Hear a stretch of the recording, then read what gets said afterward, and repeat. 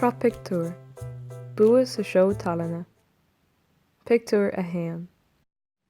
Sa chéad Pictiúr tá chathair ar bhuachail ag stána ar fós déir. Tá seo Tallainne áitiúil á ógrú agus tá dúis bhealtach ann. €1,000.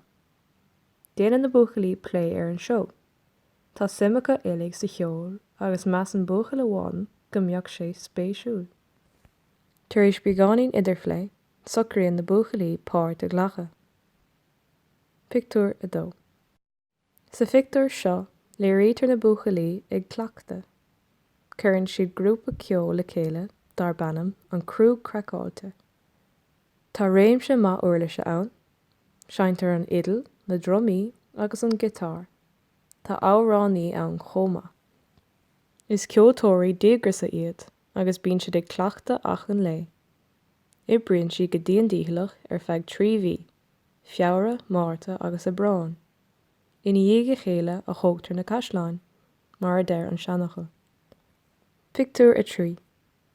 I Pictiúr a trí lá an chomórtais atá ann. Má híonn na buachaillí néarbhíseach ach tá siad ag tinú leis an deis a gceol a chasa os córas lua. Éisteann an múntóir ceol leo agus tugann sé roinn córa dóibh. Téann na buachaillí i bhfeidhmear agus deir sé go bhfuil feabhas mór tagtha orthu. Tá slua daoine os cóir halla an phobail, agus tá an halla dubh le daoine hena féin. Tá gach duine i gcíorraigh na Tallainne a fheiceáil. Pictiúr a 4. I bheatach na súil sristear deireadh an teo. Is é an crú creiceáilte an grúpa déirigh, agus chuireann fearantí i láthair iad. Le bula bás glórmhar, chuireann an slua fáilte rompa. Tá síonn siad ag seinam, agus tá gach duine faoi dheasa acu. Tá na buachaillí ar fhos, agus is cinnte go bhfuil feith an cheol go smeoranta. Pictiúr a 5. Tar éis brisa beag, fógraíonn fearantí na torthaí. Iontas na núntas tá an bua ag an crú creiceáilte. Déanann fearantí chomhdháirdas leo, agus brunann sé an seic orthu. Tá sé soléir go bhfuil riméid ar na buachaillí.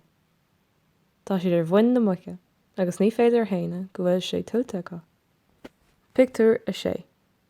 Sa Pictiúr deireanach tá na buachaillí i siopa ceoil dar bannam an fonn mall. Tá siad ag smaoinemh ar uirlisí nua a chonach. Tá an táilleog go bhfuil sladmhar aige arsúil, agus bíonn córád asacha leis an múchail atá ag obair.